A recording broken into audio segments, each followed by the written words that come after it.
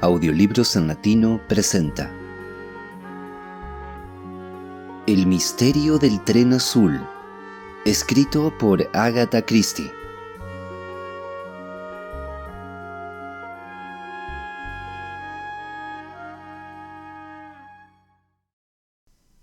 Capítulo 16. Poirot discute el caso. Todos miraron a Poirot con respeto. Sin duda les había impresionado.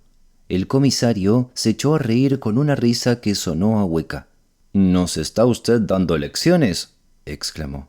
«Monsieur Poirot sabe más que la policía». Poirot, complacido, miró al techo, adoptando un aire de burlona modestia. «¿Qué quieren ustedes? Mi pequeño pasatiempo es saber cosas», murmuró. «Claro que me sobra tiempo para disfrutarlo. No estoy abrumado por otras obligaciones». «Ah», el comisario meneó la cabeza de un modo portentoso. En cambio yo... Hizo un gesto exagerado para representar las preocupaciones que cargaba sobre sus hombros. Poirot se volvió de pronto hacia Van Helsing y le preguntó: «¿Comparte usted este punto de vista? ¿Está seguro de que el conde de la Roche es el asesino?» «Es lo que parece. Sí, ciertamente». Algo en el tono de la respuesta hizo que el juez mirara al norteamericano con extrañeza.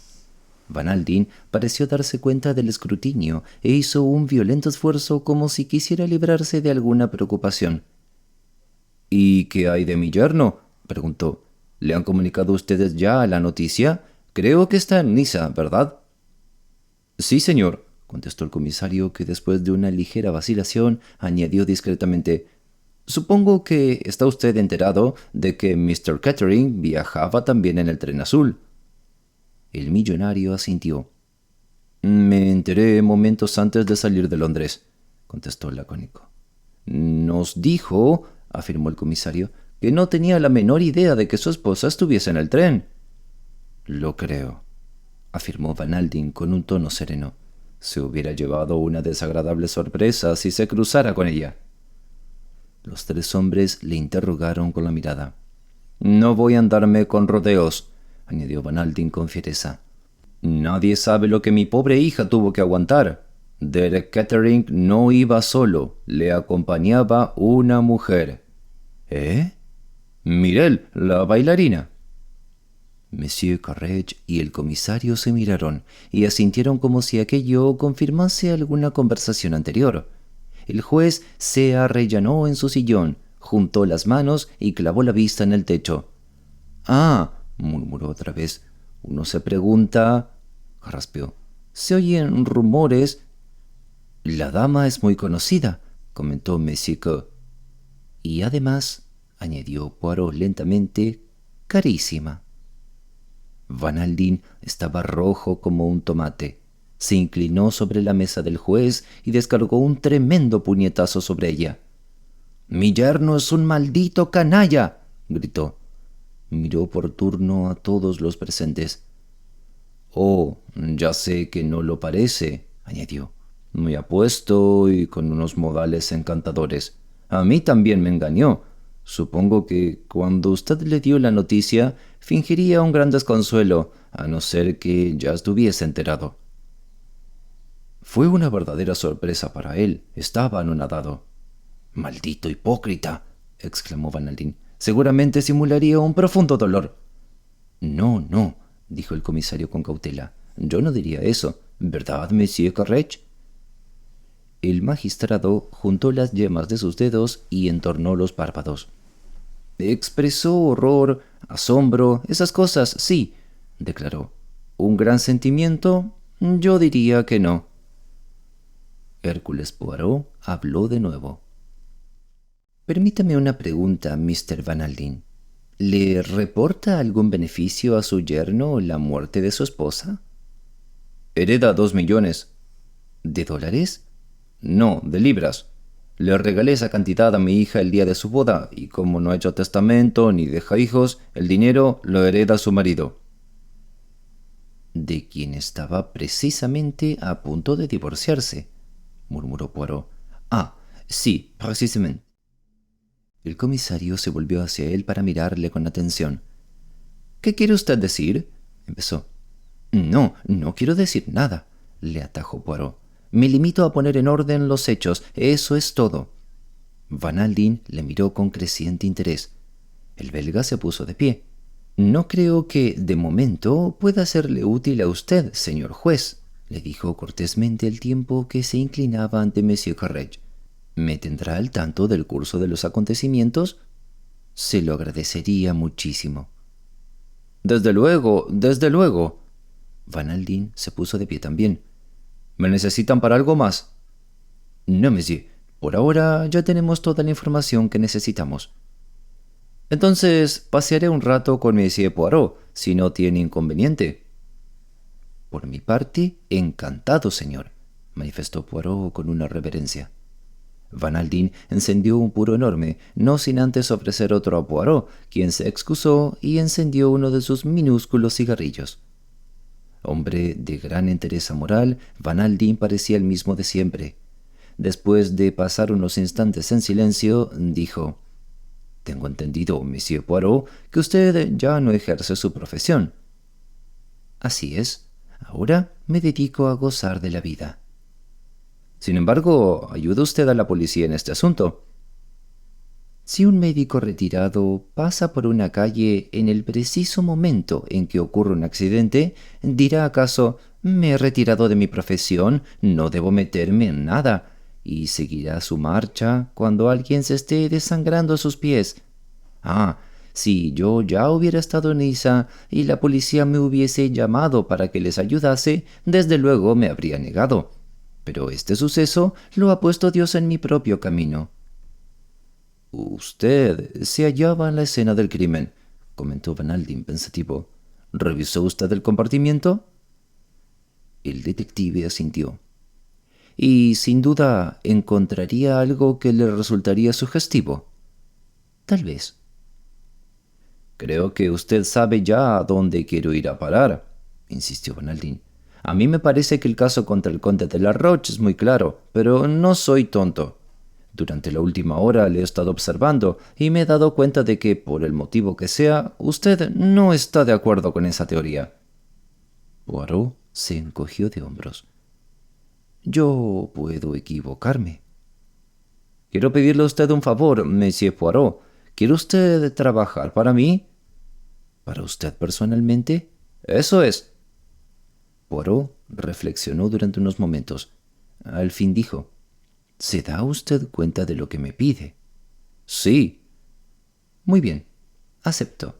Pero en ese caso necesito que usted conteste francamente a mis preguntas». «Desde luego, no hace falta decirlo». El comportamiento de Poirot varió. De pronto se volvió brusco y práctico.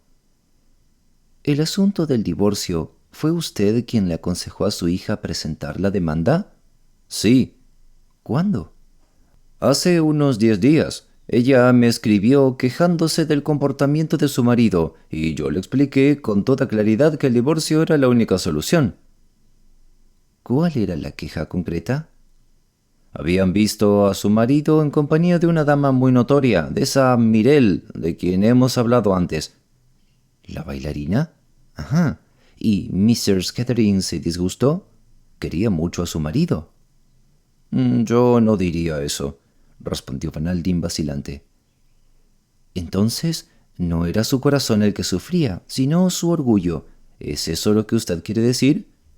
«Sí, supongo que se puede decir así». «Supongo que ese matrimonio nunca fue un matrimonio feliz».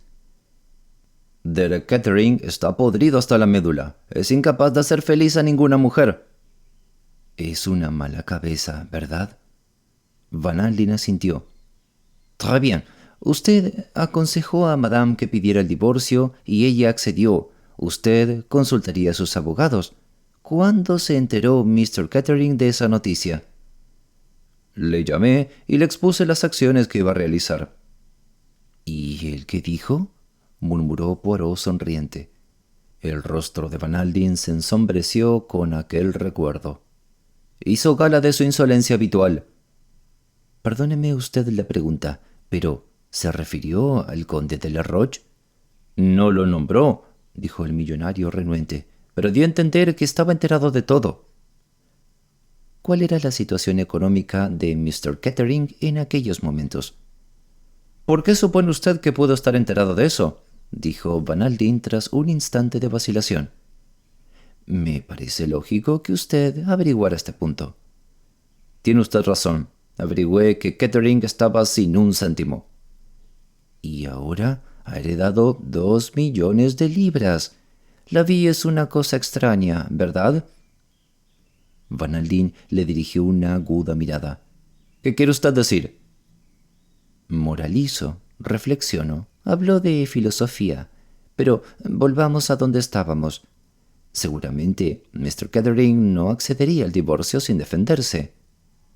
Van Alden permaneció callado durante unos segundos. No sé exactamente cuáles eran sus intenciones, respondió. ¿Volvió usted a hablar con él? De nuevo Van Alden hizo una pausa. No, dijo al fin. Poirot se detuvo en seco, se quitó el sombrero y tendió la mano. Que pase usted un buen día, monsieur. No puedo hacer nada por usted. ¿A qué viene eso?, preguntó Van Alden airado. Si no me cuenta usted toda la verdad, no puedo hacer nada. No sé lo que quiere usted decir. Ya lo creo que lo sabe. Puede estar tranquilo, Mr. Van Alden, de que sé ser discreto. De acuerdo, admito que no he dicho toda la verdad, reconoció Van Alden. Tuve otra comunicación con mi yerno. ¿Sí? Para ser exacto, envié a mi secretario, el comandante Knighton, con instrucciones de ofrecerle la cantidad de 100.000 libras esterlinas si no se oponía al divorcio. Bonita suma, contestó Poirot. ¿Y cuál fue la respuesta de su yerno? Le dijo que me fuese el diablo, contestó el millonario brevemente. Ah, exclamó Poirot. No mostró la menor emoción. Por el momento estaba ocupado en ordenar metódicamente los hechos. Mr. Kettering ha declarado a la policía que no vio ni habló con su esposa durante todo el viaje. ¿Cree usted esa declaración? Sí, seguramente hizo todo lo posible para evitar el encuentro. ¿Por qué? Porque estaba con aquella mujer. ¿Mirel? Sí. ¿Cómo se enteró usted? Por un hombre a quien ordené que le siguiera los pasos. Me informó que ambos habían salido en aquel tren. Comprendo. En ese caso, como dijo usted antes, no es probable que intentase ningún tipo de comunicación con Madame Kettering. Poirot guardó silencio durante un rato y Van Alden no interrumpió su meditación. Capítulo 17. Un aristócrata. ¿Ha estado antes en la Riviera, George?, le preguntó Poirot a su criado la mañana siguiente. George era un inglés de pura cepa, de rostro impasible. Sí, señor. Estuve aquí hace 2 años, cuando estaba al servicio de Lord Edward Frampton. Y hoy estará al servicio de Hércules Poirot. Buena manera de ascender en la vida. El criado no replicó a la observación. Tras una pausa adecuada, preguntó: ¿El traje marrón, señor? El viento es algo fresco. El chaleco tiene una mancha de grasa, protestó Poirot. Un morceau de filet de Soleil a la Jeannette aterrizó sobre él cuando comía el martes pasado en el Ritz. Ya no existe esa mancha, señor, aseguró George con un tono de reproche. La he limpiado. Très bien, estoy muy satisfecho con usted, George. Gracias, señor. Hubo una pausa y entonces Poirot murmuró pensativo: Supongamos, mi buen George, que hubiese nacido en la misma esfera social que su último señor, Lord Edward Frampton, y que, arruinado, se ha casado con una mujer enormemente rica, pero que su esposa se propusiese, con toda razón, divorciarse de usted. En tal caso, ¿qué haría? Procuraría hacerle cambiar de opinión. ¿Por qué medios? ¿Pacíficos o violentos? George lo miró extrañado. Perdone usted, señor, dijo, pero un aristócrata no puede comportarse como un tendero. No recurriría a ninguna acción baja. ¿No? Yo no estoy tan seguro, pero quizá tenga razón. Llamaron a la puerta. El criado la abrió discretamente unas pulgadas. Se oyó un murmullo de voces y George volvió junto a Poirot. «Han traído una nota, señor». Poirot la cogió. Era de Monsieur Q, el comisario de policía.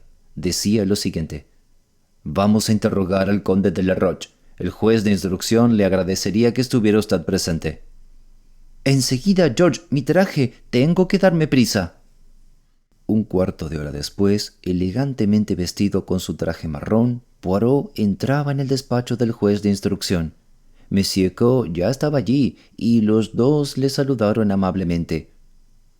«El asunto es desconcertante», opinó Monsieur Q.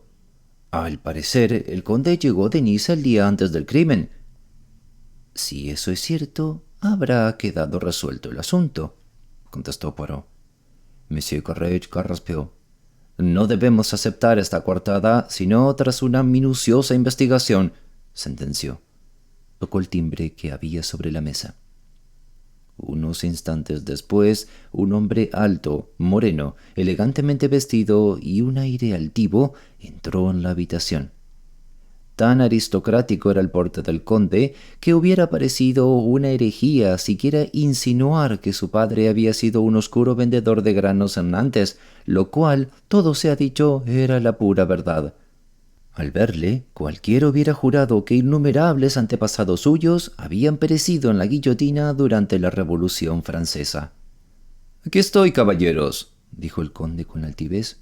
«¿Puedo preguntar qué desean de mí?»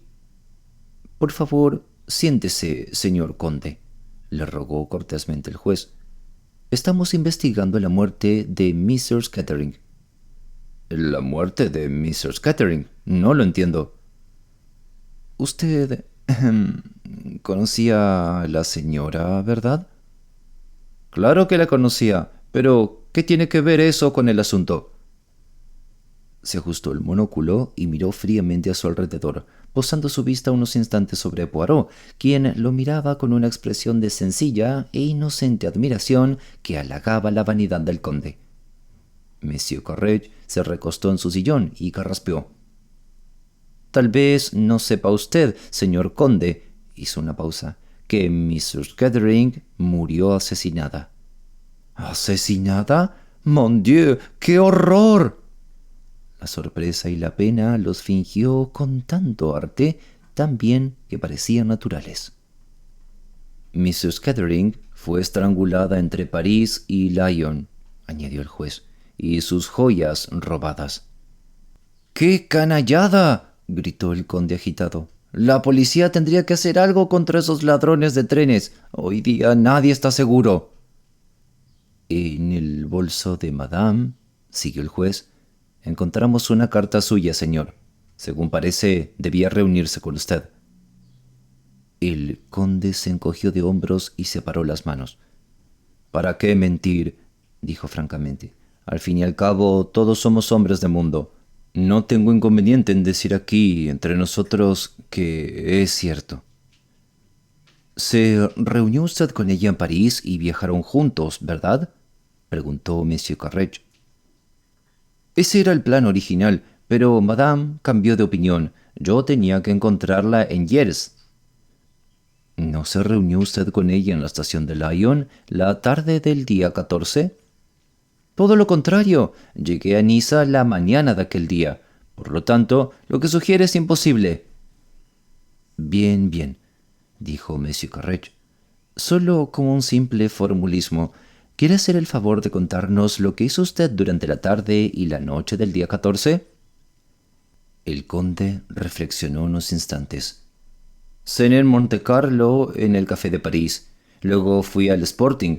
Gané unos miles de francos», se encogió de hombros, «y volví a casa alrededor de la 1. «Perdone, pero ¿cómo volvió usted a su casa?» «En mi coche de 2 plazas». «¿Le acompañaba alguien?» «No». «¿Tiene usted algún testigo que confirme su declaración?» «Claro que sí. Varios amigos míos me vieron aquella noche. Cené solo». «Al llegar usted a su villa, ¿le abrió la puerta el criado?» «La abrí yo mismo con mi llave». «Ah», murmuró el magistrado. Tocó de nuevo el timbre. Se abrió la puerta y entró una ordenanza. «Haga usted pasar a la doncella, Miss Mason», mandó Monsieur Carrech. «Bien, señor juez». Ada Mason entró. «¿Tiene usted la bondad, mademoiselle, de fijarse bien en este caballero? ¿Recuerda si fue él quien entró en el compartimiento de su señora en París?»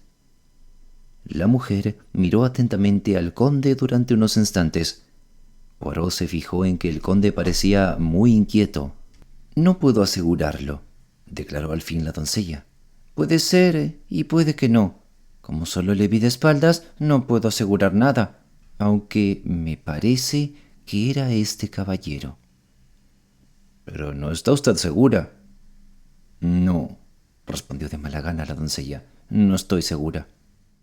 «¿Había ya visto usted antes a este caballero en casa de su señora?» La mujer meneó la cabeza. «Yo no veía ninguna de las visitas», explicó, «a no ser que se alojasen en la casa». «Está bien, mademoiselle, puede usted retirarse», dijo el magistrado con un tono seco. Era obvio que estaba decepcionado. «Un momento», dijo el detective. «Si ustedes me lo permiten, quisiera hacerle una pregunta a mademoiselle». «Desde luego, monsieur Poirot, no faltaba más». Poirot se dirigió a la doncella. «¿Qué pasó con los billetes?» «¿Qué billetes, señor?» «Los billetes de Londres a Niza. ¿Quién los llevaba, usted o su señora?» «La señora llevaba el suyo y yo llevaba los demás». «¿Qué pasó con ellos?» «Se los entregué al conductor del vagón francés, señor. Me dijo que se hacía así. Espero no haber cometido una equivocación, ¿verdad?» No. Era un detalle que quería saber, nada más». Monsieur Coe y el juez de instrucción le miraron con curiosidad. Ada Mason permaneció allí sin saber qué hacer durante unos instantes. Al fin, el juez le indicó que podía retirarse y se marchó. Poirot escribió algo en un pedazo de papel y se lo tendió a Monsieur Carrech, quien después de leerlo pareció tranquilizarse. «Bueno, señores», preguntó el conde con altivez, «¿van ustedes a entretenerme mucho tiempo todavía?» No, claro que no», se apresuró a decir amablemente Monsieur Carrech. «Todo se ha aclarado respecto a su posición en este asunto, pero, naturalmente, teníamos que interrogarlo debido a la carta que se encontró en el bolso de Madame». El conde se puso de pie, cogió su elegante bastón y con una breve reverencia salió del despacho. «Tiene usted razón, monsieur Poirot», dijo el juez. «Es mucho mejor hacerle creer que no se sospecha de él. 2 de mis hombres le seguirán día y noche y al mismo tiempo investigaremos su coartada. No me parece muy firme». «Es muy probable», convinó Poirot pensativo. «Le pedí a Mr. Kettering que viniese aquí esta mañana», añadió el juez, «aunque en realidad no creo que podamos preguntarle muchas cosas. Sin embargo, hay un par de circunstancias sospechosas». Se detuvo y empezó a rascarse la nariz. «¿Cuáles son?», preguntó Poirot. «Bueno», el magistrado tosió. «Está esa dama con la que se dice que viajó, Mademoiselle Mirel. Ella se hospeda en un hotel y él en otro. Eso me parece un tanto extraño». «Parece», observó Monsieur Coe, «que obran con precaución». «Eso es», dijo Monsieur Carrech triunfalmente. «¿Y por qué han de ser tan cautos?». «Un exceso de precaución es siempre sospechoso, ¿verdad?», afirmó Poirot. «Precisamente». «Creo que quizá podríamos hacerle algunas preguntas a Mr. Kettering», murmuró Poirot. El magistrado dio las instrucciones. Momentos después, Derek Kettering, despreocupado como siempre, entraba en la habitación. «Buenos días», dijo cortésmente el juez. «Buenos días», contestó Derek. «¿Hay algo nuevo?» «Por favor, monsieur, siéntese». Derek se sentó, al tiempo que dejaba el bastón y el sombrero sobre la mesa. «¿Y bien?», preguntó impaciente. «Hasta ahora no hemos descubierto nada nuevo», le notificó Monsieur Carrech con cautela. «Muy interesante», dijo secamente Derek. «¿Y me han hecho venir para decirme esto?» «Creímos que a usted le gustaría estar informado de los progresos del caso», explicó el juez con aire severo. «Incluso aunque no exista ningún progreso», Además, deseábamos hacerle algunas preguntas. Ustedes dirán, ¿está usted seguro de que no vio a su esposa ni habló con ella en el tren? Ya les dije a ustedes que no. Sin duda tendría usted sus motivos. Kettering miró al juez con desconfianza. Yo no sabía que ella estaba en el tren. Espació las palabras con mucho cuidado, como si hablase con alguien duro de mollera. Eso es lo que usted dice, murmuró Monsieur Correge. Derek frunció el entrecejo por un momento. Me gustaría saber a dónde quiere ir usted a parar. ¿Sabe lo que pienso? ¿Qué piensa usted? Pues sencillamente que la policía francesa tiene demasiada fama. Sin duda, tendrá usted informes sobre esas bandas de ladrones de trenes, y es vergonzoso que un caso así pueda ocurrir en un tren de lujo y que la policía francesa sea incapaz de dar con los culpables. No tema, monsieur, ya nos estamos ocupando de este asunto. He oído decir que su esposa no ha hecho testamento, afirmó Poirot de pronto. Tenía juntas las yemas de los dedos y miraba al techo con atención. Creo que no, convino Derek. ¿Por qué? Es una bonita fortuna lo que usted hereda, dijo Poirot. Una fortuna muy bonita. A pesar de tener la vista clavada en el techo, advirtió que el rostro de Kettering tomaba un color rojo oscuro. ¿Qué quiere usted decir? ¿Y quién es usted? El detective apartó la vista del techo y miró fijamente al joven. Me llamo Hércules Poirot, contestó en voz baja, y soy, sin duda, el mejor detective del mundo. ¿Está usted seguro de que no vio ni habló con su esposa en el tren? ¿Dónde quiere ir a parar?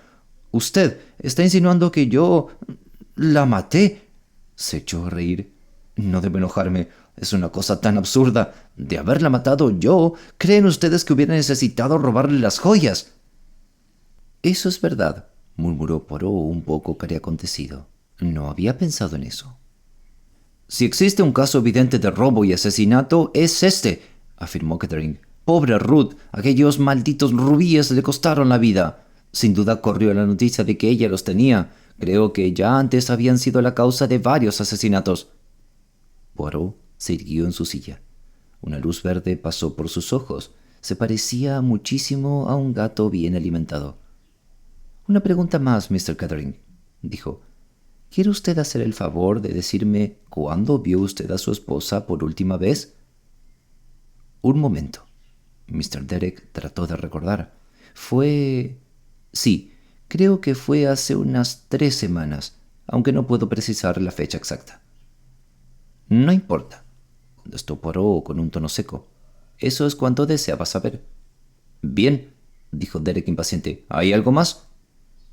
Miró a Carrage y el juez miró a Poirot, quien le contestó con un ademán negativo casi imperceptible. No, Mr. Kettering, dijo cortésmente. No necesitamos molestarle más. Buenos días.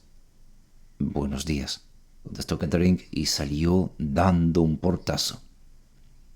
Poirot se inclinó hacia adelante y preguntó con un tono brusco en cuanto el joven hubo salido. ¿Cuándo le habló usted a Mr. Kettering de esos rubíes? No le he hablado de ellos, replicó Monsieur Correge. Ayer nos enteramos de su existencia cuando nos lo dijo Mr. Van Alden. Sin embargo, en la carta del conde se mencionan. Monsieur Correge pareció ofendido. Pero el caso es que yo no le hablé de esa carta a Mr. Kettering, dijo escandalizado. Hubiese sido una verdadera indiscreción, dado el estado actual de las cosas.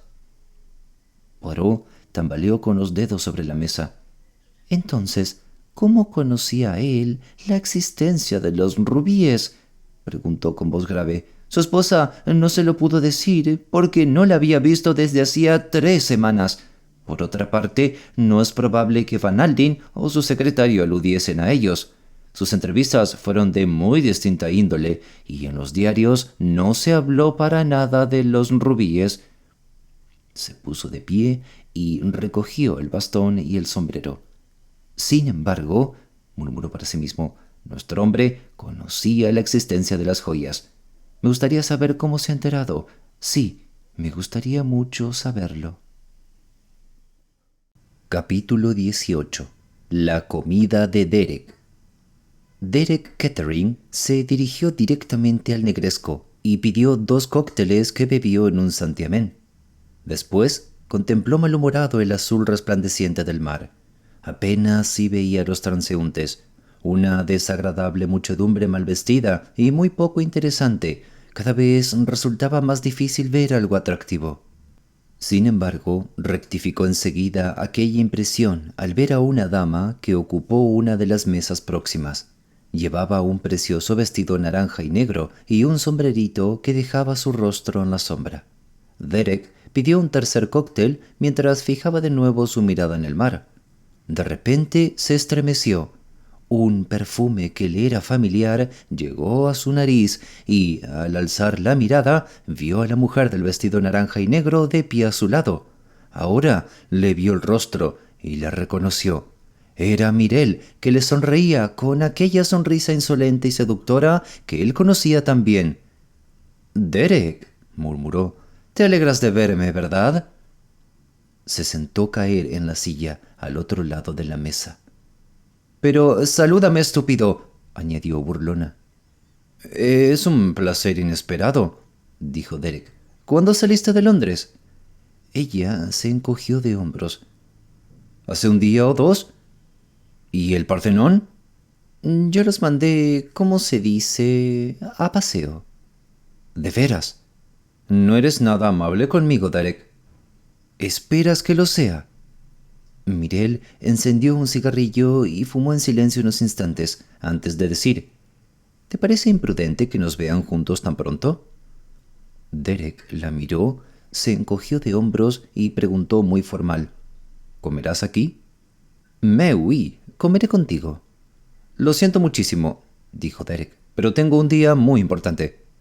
«Mon Dieu, los hombres sois unos verdaderos chiquillos. Sí, te portas como un niño malcriado desde aquel día que te marchaste enojado de mi casa. Ah, ma seigneur». «Mi querida niña, no sé de qué me hablas», replicó Derek. «Quedamos de acuerdo en Londres en que las ratas abandonen el barco que se hunde. Eso es todo lo que tenemos que decirnos». A pesar del tono despreocupado, su rostro se veía tenso y macilento. De pronto, Mireille se inclinó hacia él. «A mí no me puedes engañar», murmuró. «Yo sé lo que has hecho por mí».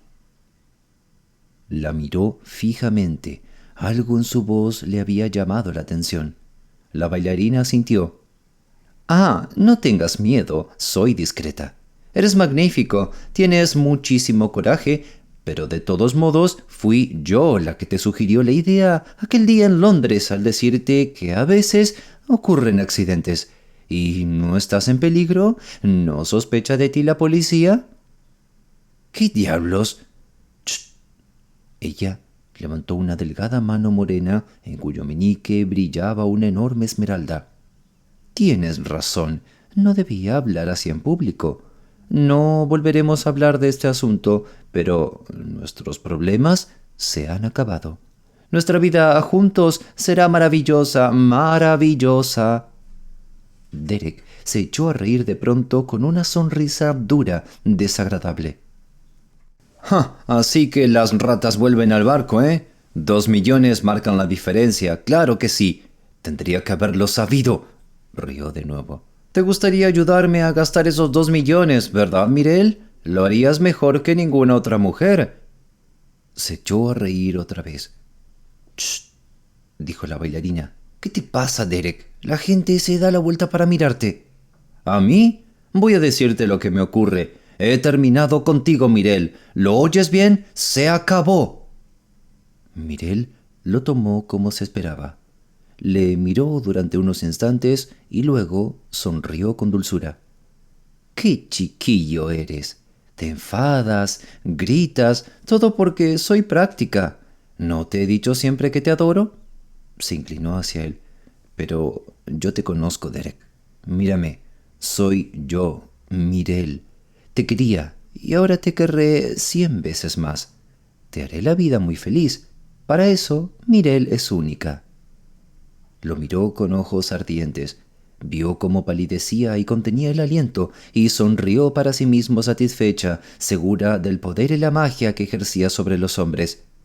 «Ya se te ha pasado, ¿verdad?», dijo lentamente, y se echó a reír. «Ahora, Derek, ¿me invitarás a comer?». «No». Kettering inspiró con fuerza y se puso de pie. «Lo siento, pero ya te lo he dicho, tengo un compromiso». «¿Comes con alguien? Eso sí que no me lo creo». «Como con aquella señorita que está allí». Se dirigió bruscamente hacia una mujer vestida de blanco que acababa de entrar y le habló casi con emoción. «¿Quiere usted comer conmigo, Miss Grey? Nos conocimos en la fiesta de Lady Tamplin, ¿me recuerda?». Catherine le miró unos instantes con aquellos pensativos ojos grises que tanto decían. «Gracias», respondió después de una breve pausa. «Acepto encantada». Capítulo 19. Un visitante inesperado. El conde de la Roche había terminado su déjeuner, consistente en una omelette au fine herbe, un entrecôte bemis y un sabarino roux. Se limpió delicadamente el fino bigote negro con la servilleta, se levantó de la mesa y atravesó el salón de la villa, observando con aprecio les objets d'art que estaban esparcidos por la habitación. La caja de rapé Luis XV, el zapato de raso de María Antonieta y otras bagatelas históricas que formaban parte de la mise en scène del conde. A sus bellas visitantes les decía que eran objetos heredados de sus antepasados. Al llegar a la terraza, el conde miró distraídamente hacia el Mediterráneo. No se hallaba de humor para apreciar la belleza del panorama. Un plan cuidadosamente preparado se había ido al traste y ahora tendría que madurar otro. Se acomodó en una tumbona, encendió un cigarrillo y se puso a meditar. Al cabo de unos minutos, Hippolyte, su criado, le trajo el café y los licores. Su amo escogió un cognac muy añejo.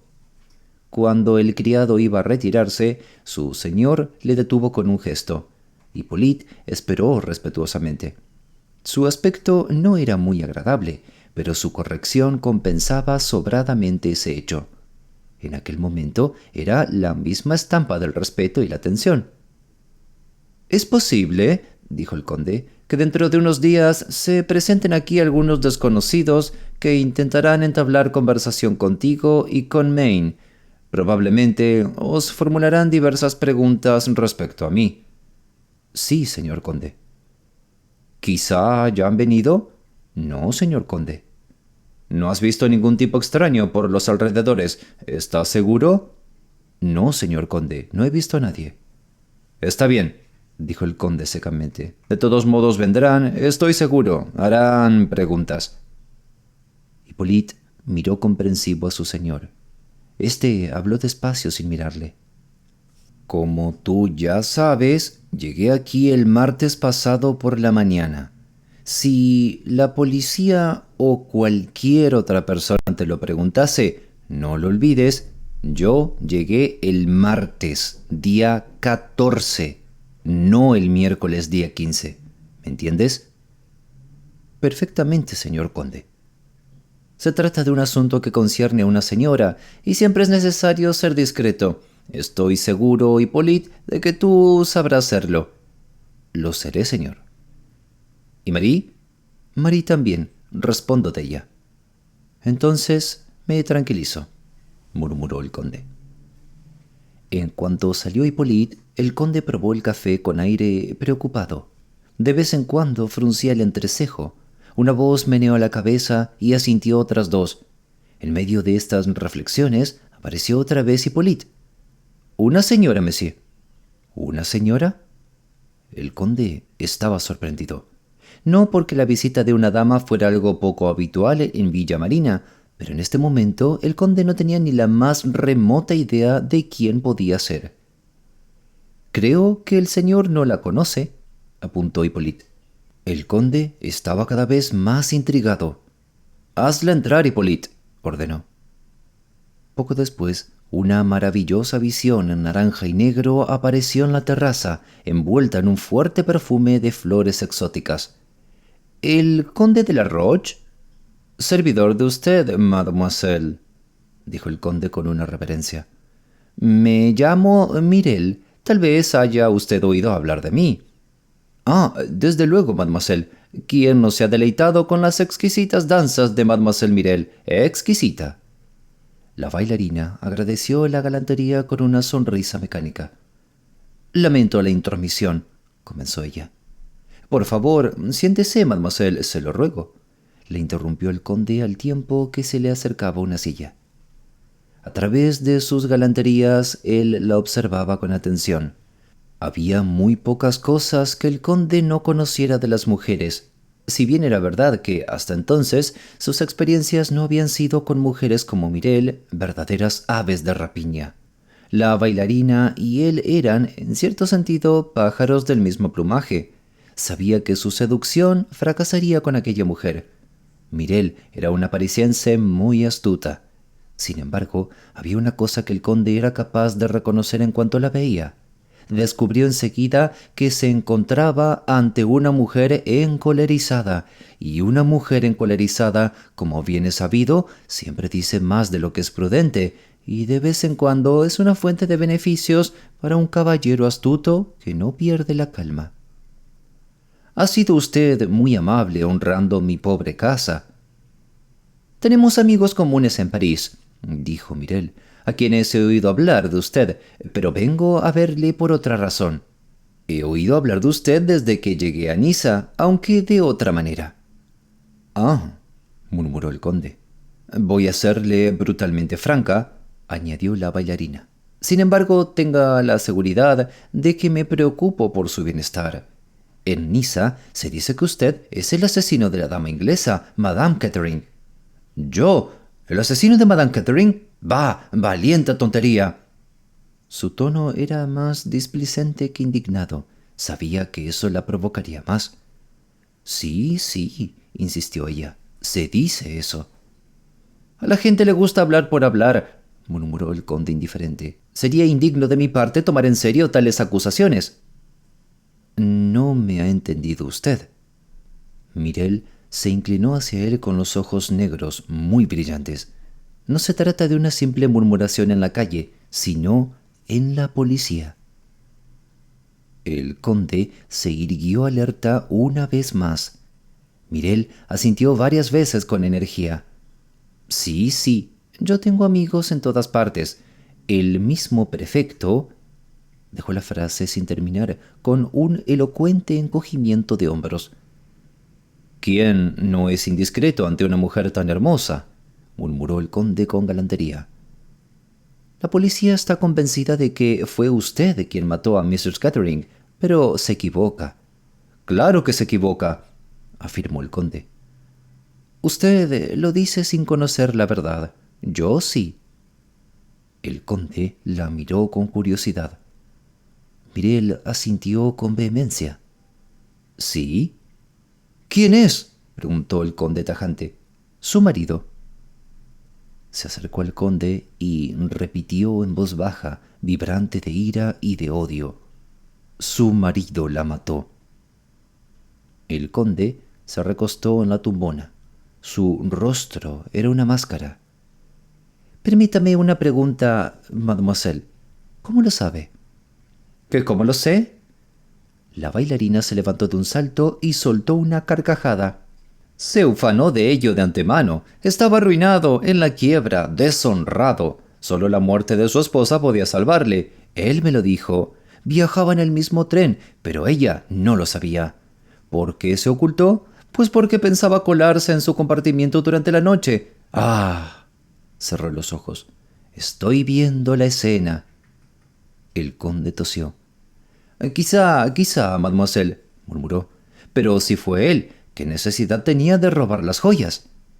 Las joyas, suspiró Mirel. Ah, las joyas, los rubíes. Sus ojos se nublaron y su mirada se volvió distante. El conde la observó con curiosidad mientras se maravillaba por enésima vez ante la mágica influencia de las piedras preciosas sobre el sexo femenino. Le hizo volver a la realidad. ¿Y qué desea de mí, mademoiselle? Mirel volvió a ser práctica. Una cosa sencillísima. Que vaya usted a la policía y diga que Mr. Kettering es el asesino. ¿Y si no me creen? ¿Y si me exigen pruebas? Él la miraba con atención. Mirel se rió suavemente mientras se acomodaba el chal negro y naranja sobre los hombros. «Les dice que vengan a verme, señor conde», respondió en voz baja. «Yo les daré cuantas pruebas deseen». Cumplida su misión, salió como un torbellino. El conde la miró alejarse con las cejas enarcadas. «Está hecho un basilisco», murmuró. «¿Qué le habrá ocurrido para que esté de ese humor? De todas maneras, enseña demasiado su juego. ¿Creerá de veras que Derek Kettering mató a su esposa? Le gustaría que me lo creyera y también que la policía lo creyese». Sonrió. No tenía la menor intención de ir con aquella historia a la policía. A juzgar por la sonrisa, veía otras posibilidades en aquel asunto, a cuál más placentera. Sin embargo, no tardó en fruncir el entrecejo. Según Mirel, la policía sospechaba de él. Esto podía ser o no verdad. Una mujer furiosa de la clase de la bailarina no se preocuparía mucho de la veracidad de sus afirmaciones. Por otra parte, podía obtener fácilmente informaciones confidenciales. De ser así, apretó los labios, debía tomar ciertas precauciones. Entró en la casa e interrogó de nuevo a fondo a Hippolyte sobre si había venido algún desconocido. El criado insistió vigorosamente en que no era ese el caso. El conde subió a su dormitorio y se acercó a un secreter antiguo que había junto a la pared. Bajó una tapa y sus dedos buscaron con delicadeza un resorte en el fondo de una de las casillas. Apareció un cajoncito secreto dentro del cual había un pequeño paquete envuelto en papel marrón. El conde lo sacó y lo miró con profunda atención durante un par de minutos. Después se arrancó un cabello con una leve mueca de dolor, lo colocó en el borde del cajón y lo cerró cuidadosamente. Con el paquete en la mano, bajó la escalera y se dirigió al garage, donde había un automóvil rojo de 2 plazas. 10 minutos más tarde, corría en dirección a Montecarlo. Pasó unas horas en el casino y luego se paseó por la ciudad, hasta que volvió al coche y se dirigió a Mentón. Antes ya se había fijado en un coche gris que lo seguía a una distancia prudencial. La carretera ascendía cada vez más. El conde pisó el acelerador a fondo. El coche, que había sido construido por expreso encargo del conde, tenía un motor mucho más potente de lo que a primera vista parecía. El automóvil salió disparado. Al cabo de un rato miró hacia atrás por el espejo retrovisor y sonrió. El coche gris aún lo seguía. Envuelto en una nube de polvo, el automóvil rojo volaba por la carretera, pero el conde era un habilísimo conductor. Comenzó el descenso por la sinuosa carretera donde había un sinfín de curvas. Al llegar al llano, finalmente se detuvo ante una estafeta de correos. Se apeó del coche, abrió la caja de las herramientas, sacó el paquete marrón y sin perder un segundo entró en la estafeta. 2 minutos más tarde conducía otra vez dirección a Mentón. Cuando el automóvil gris llegó allí, el conde estaba tomando el té en la terraza de uno de los hoteles.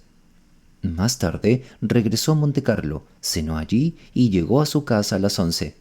Hippolyte salió a su encuentro muy preocupado.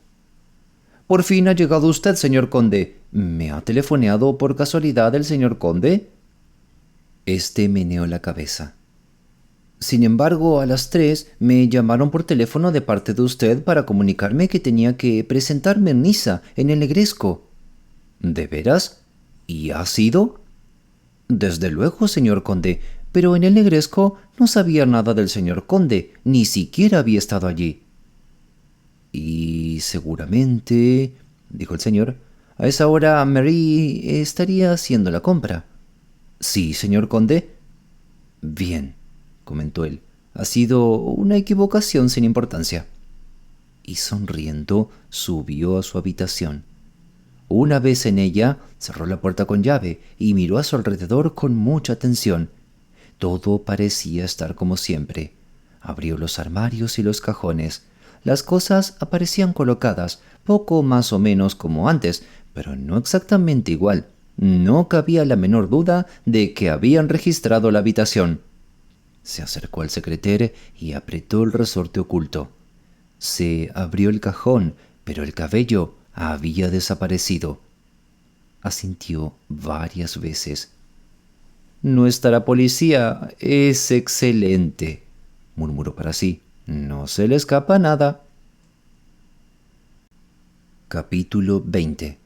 Catherine hace un amigo. A la mañana siguiente, Catherine estaba sentada junto a Lennox en la terraza de Villa Marguerite. A pesar de la diferencia de edades, había comenzado a surgir entre ellas un sentimiento de amistad. Sin Lennox, a Catherine la vida en Villa Marguerite le hubiese resultado intolerable. El asesino de Ruth Catherine era allí el tema de actualidad. Lady Tamblyn explotaba a fondo la vinculación de su invitada con el caso. Los feroces desaires de Catherine no lograban inmutarla. Lennox mantenía una actitud equidistante. Por un lado le divertían las maniobras de su madre y por el otro comprendía los sentimientos de Catherine. Chubby, por su parte, contribuía a acentuar el malestar de la joven, porque su ingenuo deleite era irreprimible y la presentaba a todo el mundo con un «Esta es Miss Grey. ¿Conocen ustedes el crimen del tren azul?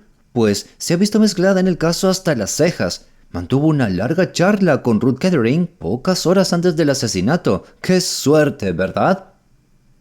Aquella mañana, unas cuantas presentaciones de esta índole habían provocado en Catherine una respuesta especialmente agria, y cuando por fin se quedaron solas, Lennox le comentó con su deje particular: «No estás acostumbrada a esta expectación, ¿verdad?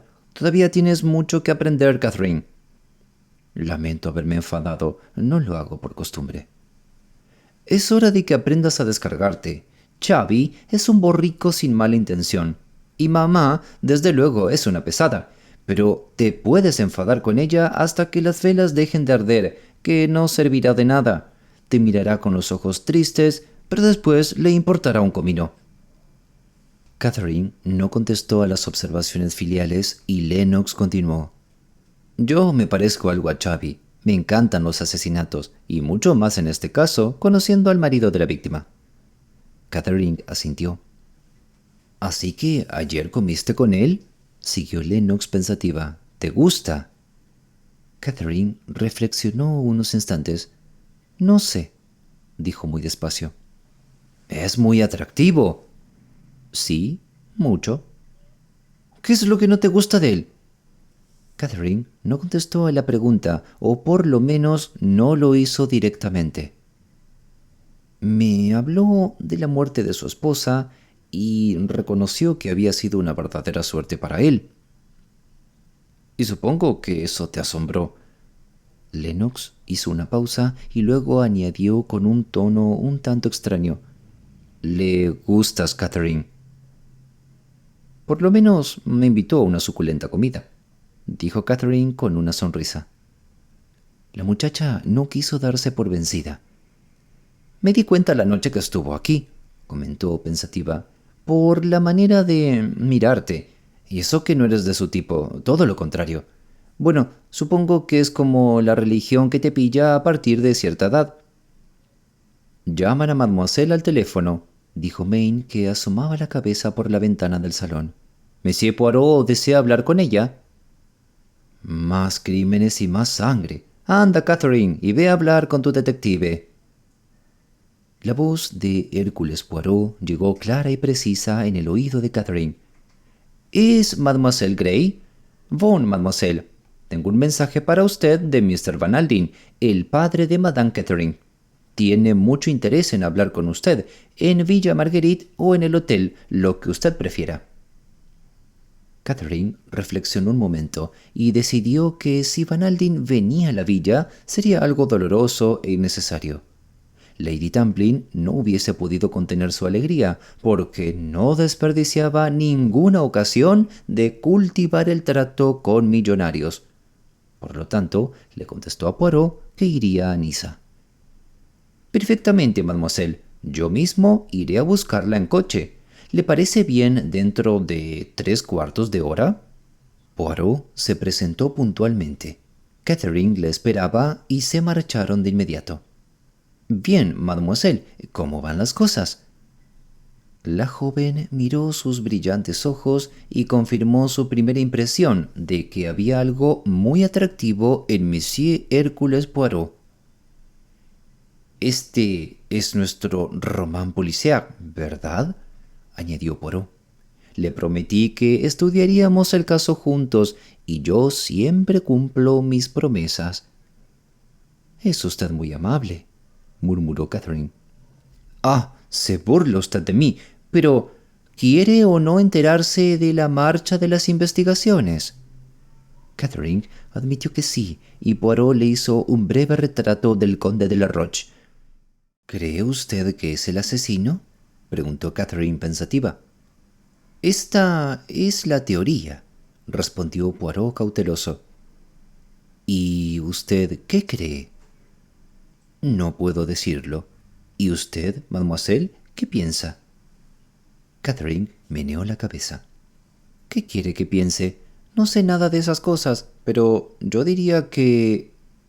Se detuvo. «¿Sí?», la animó Poirot. «Verá, por lo que usted dice del conde, no parece la clase de hombre capaz de matar a nadie». «Ah, muy bien», exclamó Poirot. «¿Está usted de acuerdo conmigo?». «Eso es lo mismo que dije yo». La miró con atención. «Pero, dígame, ¿conoce a Derek Catherine?». «Sí, nos presentaron en la fiesta de Lady Tamplin y ayer comí con él». «Un mauvais sujet», afirmó Poirot, que meneó la cabeza. «Pero a las femes eso les gusta». Le guiñó un ojo y Catherine se echó a reír. «Es de esos hombres que no pasan inadvertidos», siguió Poirot. «Seguramente le vería usted en el tren azul». «Sí, me fijé en él». «¿En el coche-restaurante?». «No, no le vi durante las comidas. Solo le vi una vez entrando en el compartimiento de su esposa». Poirot asintió. «Es un caso extraño», murmuró. «Creo que usted dijo, mademoiselle, que al pasar por Lyon estaba usted despierta y miró por la ventanilla. ¿Vio usted apearse a un hombre alto y moreno como el conde de la Roche?». Catherine meneó la cabeza. «No recuerdo haber visto a nadie. Había un muchacho con gorra y abrigo que se bajó, pero no creo que abandonara el tren, sino que quería pasearse por el andén, y un francés muy gordo, con barba, que iba en pijama y un abrigo buscando una taza de café. Aparte de ellos, solo estaba el personal del tren». Poirot asintió varias veces. «Verá, se trata de esto», dijo Poirot en tono confidencial. «El conde de la Roche tiene una coartada. Una coartada es algo muy pestilente y que siempre inspira graves sospechas. Vaya, ya hemos llegado». Subieron a la suite de Van Alden, donde encontraron a Knighton. Poirot le presentó a Catherine. Tras las frases de cortesía, Knighton dijo: «Voy a avisar a Mr. Van Alden de que está aquí Miss Grey». Entró a la habitación contigua. Se oyó el murmullo de unas voces y entonces apareció Van Alden, quien se dirigió a Catherine con la mano extendida al mismo tiempo que fijaba en ella una penetrante mirada. «Encantado de conocerla, Miss Grey», dijo sencillamente. «La esperaba con ansiedad para oír lo que pueda usted decirme de Ruth». La sencillez del millonario agradó mucho a Catherine. Se sabía en presencia de un verdadero dolor, tanto más verdadero cuanto que no se exteriorizaba. El millonario le ofreció una silla. «Siéntese y cuéntemelo todo, por favor». Poirot y Knighton se retiraron discretamente a la habitación contigua. Catherine y Van Alden se quedaron solos. Ella se expresó sin la menor dificultad. Le relató con naturalidad y sencillez la conversación con Ruth, palabra por palabra, con la mayor exactitud que pudo. El americano escuchaba en silencio, recostado en su sillón, con una mano cubriendo sus ojos. Cuando ella terminó, dijo en voz baja: «Muchas gracias, querida». Ambos guardaron silencio durante unos minutos. Catherine comprendió que las frases de condolencia estaban fuera de lugar. Cuando el millonario volvió a hablar, lo hizo en tono distinto. Créame, Miss Gray, que le quedo muy reconocido. Estoy seguro de que usted consiguió serenar algo el espíritu de mi pobre Ruth durante las últimas horas de su vida. Ahora quisiera pedirle otra cosa. Usted debe saber, sin duda Monsieur Poirot se lo habrá contado, qué clase de sabandija es el hombre con el que se había mezclado mi hija, el hombre de quien ella le habló y con el que iba a reunirse. A su juicio, ¿cree que después de la conversación con usted cambió de idea? ¿Cree que pensaba echarse atrás? No puedo responderle con franqueza. Desde luego tomó alguna decisión, porque luego parecía más animada. ¿No le dijo nada sobre el lugar donde pretendía reunirse con ese sinvergüenza? ¿En París o en Hyères? Catherine meneó la cabeza. No me dijo ni una palabra al respecto. «Ah», exclamó Van Alden pensativo, «ese es el punto importante. En fin, el tiempo lo dirá». Se levantó y fue a abrir la puerta de la habitación contigua. Poirot y Knighton entraron. Catherine declinó la invitación a comer del millonario y Knighton la acompañó hasta el coche que la estaba esperando. Cuando el secretario volvió a subir, encontró al millonario y a Poirot enfrascados en una conversación. «Si supiéramos por lo menos cuál fue la decisión que tomó Ruth», manifestó Van Alden pensativo. «Pudo muy bien haber decidido media docena de cosas diferentes. Tal vez tuvo la intención de dejar el tren en París y telefonearme. ¿O acaso pensó seguir hasta el sur de Francia para tener una conversación con el conde? Lo cierto es que estamos oscuras, completamente oscuras. Pero tenemos la declaración de la doncella, según la cual mi hija se mostró sorprendida y desconsolada por la aparición del conde en la estación de París, lo que demuestra que no formaba parte de su plan. ¿No lo cree usted, Knighton?» El secretario se sobresaltó. «Perdón, Mr. Van Alden, no prestaba atención». «Soñando despierto, ¿eh? Es algo impropio de usted», comentó Van Alden. «Creo que esa muchacha le ha trastornado». Knighton se ruborizó. «Es una muchacha muy bonita», añadió Van Alden con un tono pensativo. «Muy bonita. ¿Se ha fijado en sus ojos?» «Ningún hombre dejaría de fijarse en ellos», afirmó Knighton. Capítulo 21. En el tenis. Días más tarde, al regresar Catherine de un paseo matinal, se encontró con Lennox, que la sonrió expectante. «¿Tu admirador te ha telefoneado, Catherine?» «¿Quién es ese admirador?» «Uno nuevo, el secretario de Rufus Van Alden. Parece que le has causado una gran impresión. Te estás convirtiendo en una verdadera rompecorazones, Catherine. Primero, Derek Catherine, y ahora el joven Knighton. Lo gracioso es que lo recuerdo perfectamente. Estuvo en el hospital de guerra que mamá dirigía aquí. Entonces, yo no tenía más que 8 años. ¿Estuvo gravemente herido?» «Un tiro en la pierna, si no recuerdo mal. No tuvo suerte. Los médicos se equivocaron con él. Le dijeron que no cojearía, pero cuando salió del hospital casi no podía andar». Lady Tamplin salió a la terraza y se unió a ellos. «¿Le has dicho a Catherine lo del comandante Knighton?», preguntó. «Un chico muy simpático. Al principio no me acordaba de él. Era uno más entre tantos, pero ahora sí». «Es que antes era demasiado insignificante para recordarlo», dijo Lennox. «Ahora que es el secretario de un millonario norteamericano, es muy distinto». «Niña», exclamó Lady Tamplin con un vago tono de reproche. «¿Para qué ha telefoneado el comandante Knighton?», preguntó Catherine. «Preguntó si querías ir al tenis esta tarde. Dijo que si aceptabas, vendría a buscarte en coche. Mamá y yo aceptamos con emplacement. Mientras te entretienes con el secretario, yo trataré de conquistar al millonario. Tiene cerca de 60 años y supongo que estará buscando a una joven bonita y encantadora como yo». «Me gustaría conocer a Mr. Van Alden», dijo Lady Tamplin anhelante. «He oído hablar tanto de él.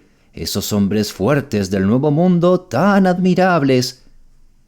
El comandante Knighton insistió mucho en que la invitación la hacía Mr. Van Alden, manifestó Lennox. Lo repitió tanto que comencé a escamarme. Knighton y tú haríais muy buena pareja. Yo os bendigo, hijos míos. Catherine se rió y subió a cambiarse de ropa. Después de comer llegó Knighton y soportó con entereza las efusiones de Lady Tamplin para demostrar que lo recordaba.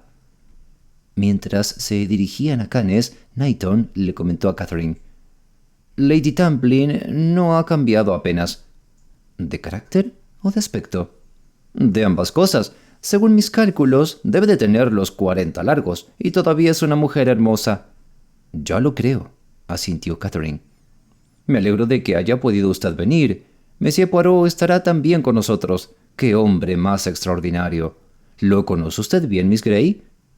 Catherine denegó con la cabeza. «Lo conocí en el tren al venir hacia aquí. Yo estaba leyendo una novela policíaca y se me ocurrió decir algo sobre que esas cosas nunca suceden en la vida real. Desde luego, yo no tenía la menor idea de quién era él». «Es una persona muy interesante», dijo Knighton lentamente, «y ha hecho algunas cosas asombrosas. Es un genio para llegar a la raíz de las cosas y hasta el final nadie sabe nunca qué está pensando de verdad. Recuerdo que estaba yo en una casa de Yorkshire cuando le robaron las joyas a Lady Claiborne. Al principio parecía un robo vulgar, pero la policía local estaba desconcertada. Les dije que llamasen a Hércules Poirot y que él era el único que podía ayudarles. Sin embargo, prefirieron confiar en Scotland Yard». «¿Y qué ocurrió?», preguntó con curiosidad Catherine. «Las joyas jamás se recuperaron», contestó Knighton secamente. «¿De veras tiene usted tanta fe en él?». «Claro que sí. El conde de la Roche es muy astuto. Se ha escabullido con bien de muchos aprietos, pero creo que Hércules Poirot ha encontrado la horma de su zapato». «¿Cree usted realmente que el conde de la Roche es el asesino?», preguntó Catherine pensativa. «Desde luego». Knighton la miró atónito. «¿Usted no?». «Oh, sí», se apresuró a contestar Catherine, «aunque también podría tratarse de un robo vulgar». «Podría ser», asintió el otro, «pero a mí me parece que el conde de la Roche encaja muy bien en este asunto». «Sin embargo, tiene una coartada». «Oh, las coartadas». En el rostro de Knighton apareció una sonrisa juvenil. «Usted que ha leído novelas policíacas, Miss Grey, debe saber muy bien que aquel que tiene la mejor coartada es siempre el culpable». «¿Quiere decir que en la vida real pasa lo mismo?», preguntó Catherine con una sonrisa. «¿Por qué no? La ficción se basa siempre en la realidad». «Pero siempre está por encima», insinuó Catherine. «Quizá. De todas formas, si yo fuera un criminal, no me gustaría tener a Hércules Poirot sobre la pista». «A mí tampoco», dijo Catherine y se echó a reír. Al llegar al campo, Poirot le salió al encuentro. Como el día era caluroso, llevaba un traje blanco con una camelia blanca en la solapa. «Bonjour, mademoiselle», dijo. «Parezco un auténtico inglés, ¿verdad?». «Está usted elegantísimo», contestó Catherine. «¿Cómo se burla usted de mí?», exclamó Poirot risueño. «Pero no importa, papá Poirot siempre ríe el último». «¿Dónde está Mr. Van Alden?», preguntó Knighton. «Nos espera en la tribuna. Si quiere que le diga la verdad, amigo mío, no parece estar muy contento conmigo. Oh, esos norteamericanos no conocen el reposo ni la calma. Mr. Van Alden preferiría que me lanzara en persecución de los criminales por todas las callejuelas de Niza». «No creo que fuese mala idea», observó Knighton. «Está usted en un error. En estos casos, así no se necesita fuerza, sino astucia. En el tenis se encuentra todo el mundo, y eso es muy importante. Ah, ahí está Mr. Kettering». Derek, Se acercó bruscamente a ellos. Parecía agitado y furioso, como si hubiese ocurrido algo que lo hubiera trastornado. Knighton y él se saludaron con cierta frialdad. Solo Poirot permaneció indiferente a la tensión y charló amablemente en un meritorio intento de que todos estuviesen a gusto. Halagó a unos y a otros. «Es sorprendente, Mr. Kettering, oírle hablar tan bien el francés», comentó. «Si se lo propusiera, lo tomarían por un francés del país, cosa extraña de veras en un inglés». «A mí me gustaría mucho hablarlo bien, pero reconozco que lo hago muy a la inglesa», explicó Catherine. Llegaron a sus asientos y se sentaron. Inmediatamente Knighton vio que Van Alden le hacía señas desde el otro lado de la pista y fue a hablar con él. «Me gusta ese muchacho», dijo Poirot mirando sonriente la marcha del secretario. «¿Y a usted, mademoiselle?» «Me resulta muy simpático». «¿Y a usted, Mr. Kettering?» Una viva respuesta iba a salir de los labios de Derek, pero se contuvo, como si algo en la mirada del pequeño belga le hubiese puesto súbitamente alerta. Respondió lentamente, escogiendo las palabras. «Sí, Knighton es un buen tipo». A Catherine le pareció solo por un momento que Poirot estaba desilusionado. «Es un gran admirador suyo, Monsieur Poirot», le dijo, y le contó algunas de las cosas que le había dicho Knighton. Le hacía mucha gracia ver al hombrecillo esponjarse como un pájaro, abombado el pecho y adoptando una actitud de falsa modestia que no hubiese engañado a nadie. «Ahora recuerdo, mademoiselle», dijo de pronto, «que debo hablarle de un pequeño asunto. Creo que cuando estuvo usted hablando con aquella pobre madame en el tren, se le debió caer la pitillera allí». Catherine le miró asombrada. «No puede ser». Poirot sacó del bolsillo una pitillera de piel azul con la inicial K en oro. «No, no es mía», dijo Catherine. «Ah, mil perdones. Sin duda era de madame. Teníamos dudas porque en su bolso encontramos otra y nos pareció extraño que llevara dos». De pronto se volvió hacia Derek. «¿Podría usted decirme si esta pitillera pertenecía o no a su esposa?»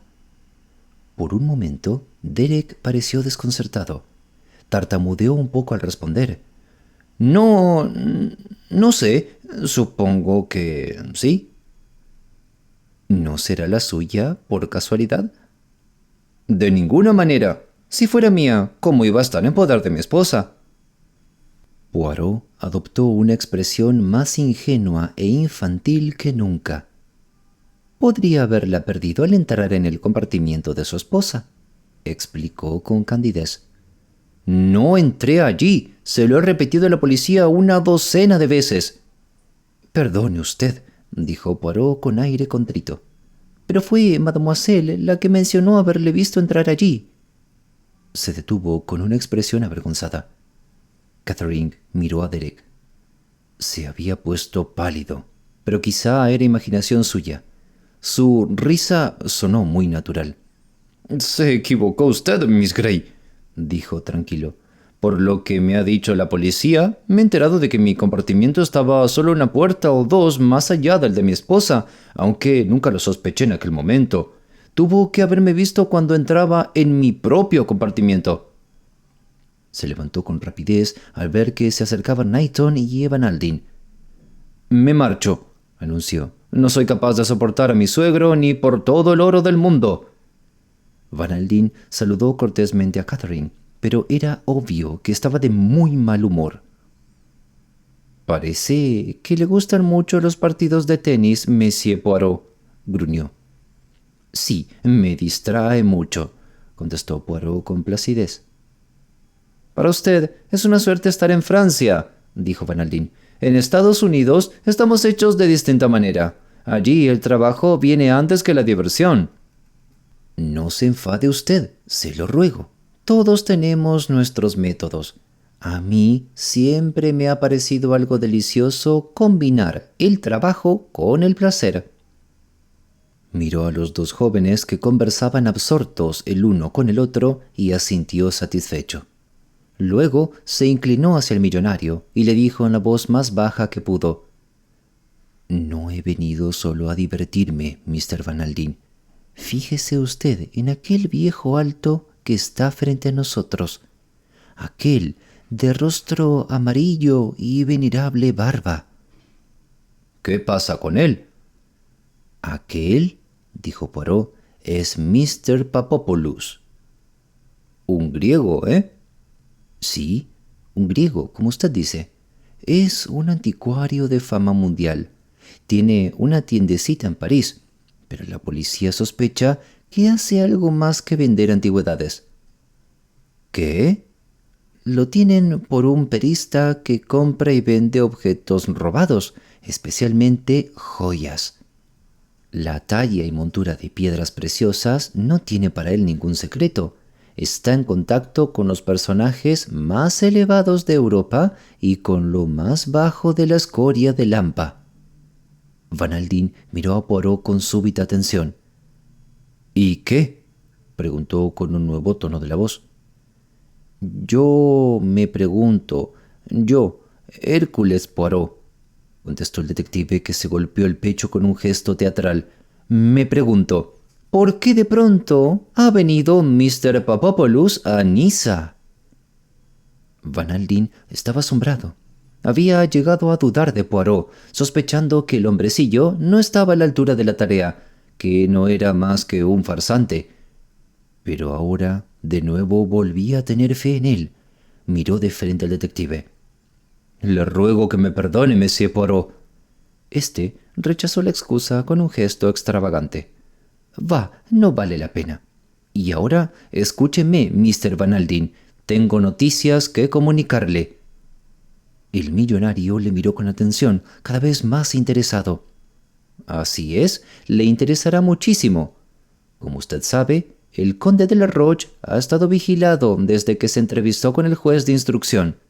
Al día siguiente del interrogatorio, aprovechando una ausencia suya, la policía registró Villa Marina». «¿Y qué?», preguntó Van Aldine. «¿Encontraron algo?». «Supongo que no». Poirot le obsequió con una reverencia. «Su inteligencia no le engaña, Mr. Van Aldine. No encontraron nada que pudiese comprometerlo. Tampoco lo esperaban. El conde de la Roche, como dicen ustedes, no nació ayer. Es un tipo muy astuto y de gran experiencia». «Bueno, siga», gruñó Van Aldine. «Puede ser que el conde de la Roche no tenga oculto nada comprometedor, pero no debemos pasar por alto la posibilidad. Si en efecto tiene algo que esconder, ¿dónde está? En su casa no, porque la policía la registró de arriba a abajo. En su persona tampoco, porque sabe que lo pueden arrestar en cualquier momento. Queda el automóvil. Como ya le he dicho, el conde estaba vigilado.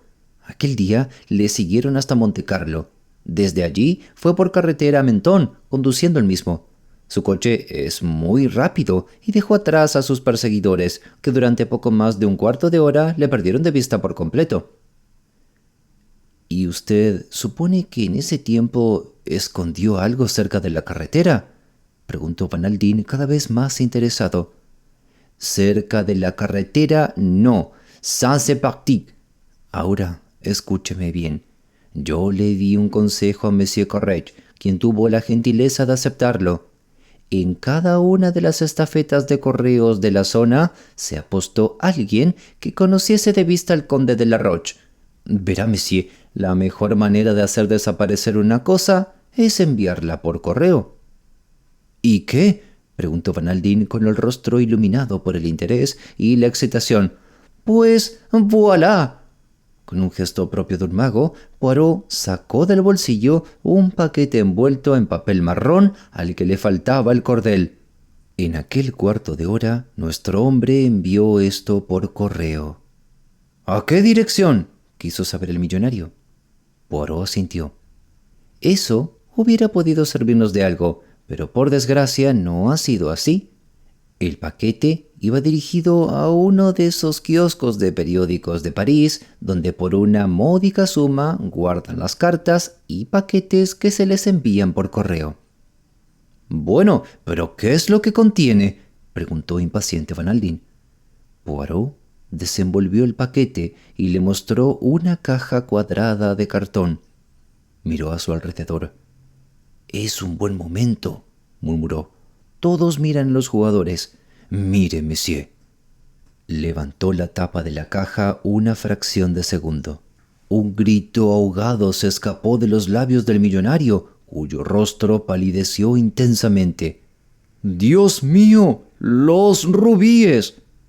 Van Aldín permaneció sentado durante unos instantes como si le hubiesen dado un mazazo en la cabeza. Poirot volvió a guardarse la caja en el bolsillo y sonrió plácidamente. De pronto, el millonario salió del trance. Cogió la mano del detective y se la estrechó con tanta fuerza que Poirot hizo un gesto de dolor. «Es fantástico», dijo Van Aldín. «Es usted único, el mejor de todos». «No es para tanto», señaló el detective con modestia. «Orden y método.